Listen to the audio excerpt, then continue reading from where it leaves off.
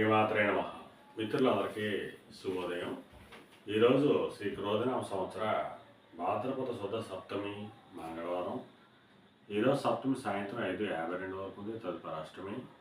ఈరోజు అనురాధ నక్షత్రం సాయంత్రం 4:22 వరకు ఉంది, తదుపరి జ్యేష్ఠ.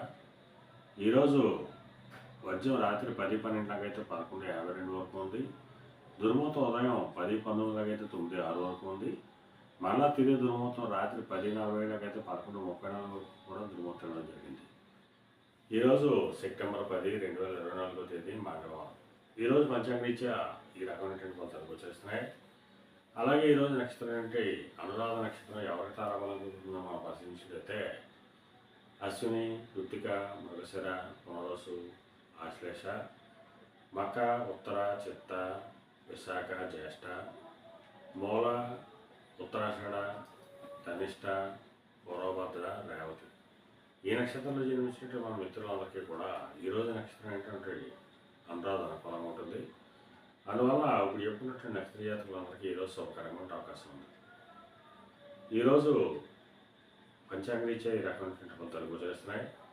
అలాగే ఈరోజు రాశిఫలం పరిశీలించినట్లయితే ఇక్కడ కుజుశనుల కలయిక వచ్చింది. ఈ రెండింటి కలయిక వలన ఆయిల్ రంగంలో ఉన్న వాళ్ళకి కానీ,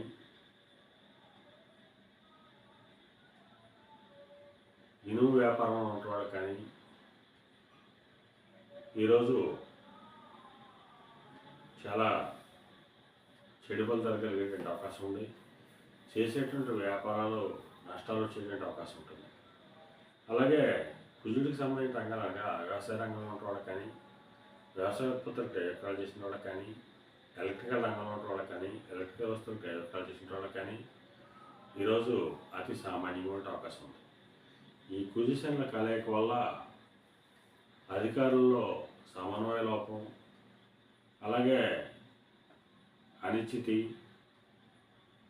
అనేక రకాలైనటువంటి ఇబ్బందులు, అధికారుల మూలకంగా ప్రజలు కూడా ఇబ్బందులు పడేటువంటి అవకాశం, అలాగే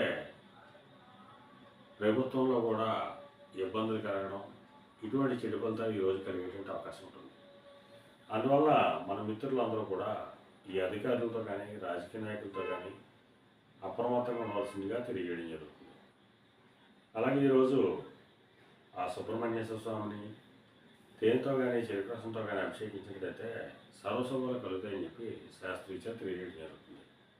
అలాగే ఈరోజు అదృష్ట సంఖ్యలుగా 1, 3, 9 తెలియజేయడం జరుగుతుంది. ఈ అదృష్ట సంఖ్యలు అంటే మన మిత్రులందరికీ కూడా ఈరోజు అంతా శుభకరంగా ఉండే అవకాశం ఉంది.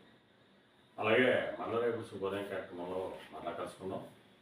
అంతవరకు మన మిత్రులందరికీ మరొకసారి శుభోదయం. ఇట్లో మీ పెద్దబాబు సిద్ధాంతి వెళ్ళనున్నాను.